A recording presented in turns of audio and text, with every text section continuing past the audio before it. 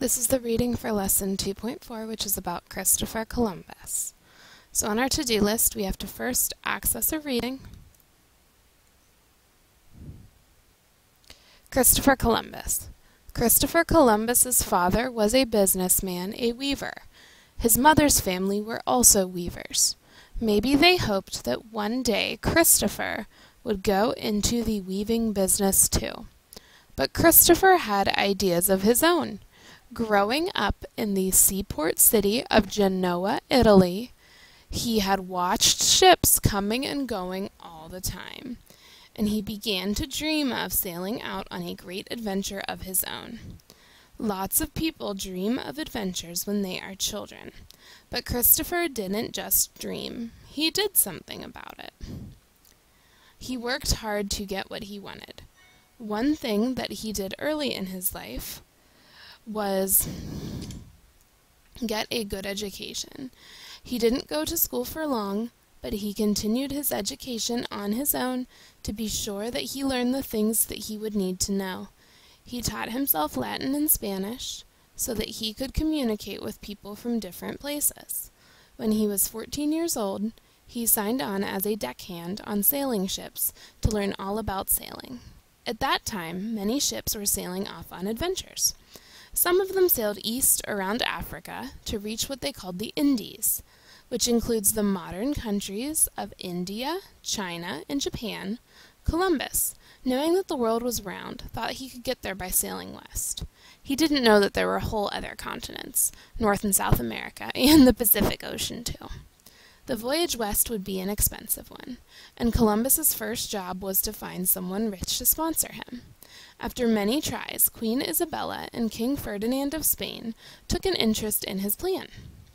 Columbus had asked for a lot, and maybe because he was surprised when they agreed to everything he had asked for: 3 ships, honors and titles, and a percent of the profit from trade. His 3 ships were named the Nina, the Pinta, and the Santa Maria. The Santa Maria was the largest. It was a heavy cargo ship with 3 masts, 2 square sails, 1 triangular sail, and another little topsail. The Pinta was smaller and faster. The kind of ship was called a caravel. The Nina was a caravel too, and the smallest of the 3. The ships were made of wood, and of course had no motors. Some of the officers had bunk beds. Some of the other sailors didn't even have that. They used wood to cook their food in fireboxes on the deck. Columbus, who called himself Cristobal Colon in Spain, captained the Santa Maria. 2 brothers, Martin and Vicente Pinzon, were the captains of the Pinta and the Nina.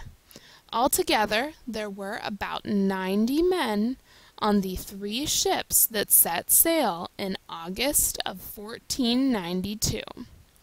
Columbus kept a log, or a journal, that gives us information about his voyage.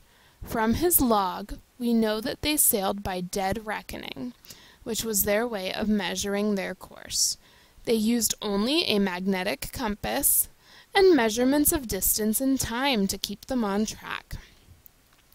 The ships averaged a speed of about 150 miles a day, but when the wind was good, they could go twice that fast. When the wind stopped, the ship sat still too.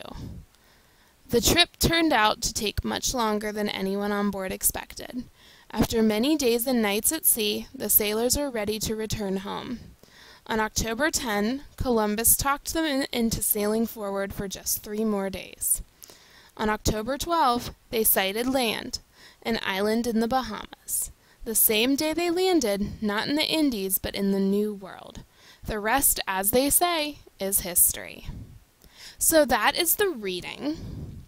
If you look further down on our assignment, we also have 7 questions that you need to answer.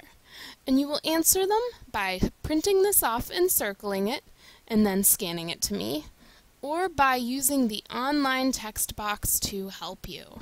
Remember to call me if you need anything.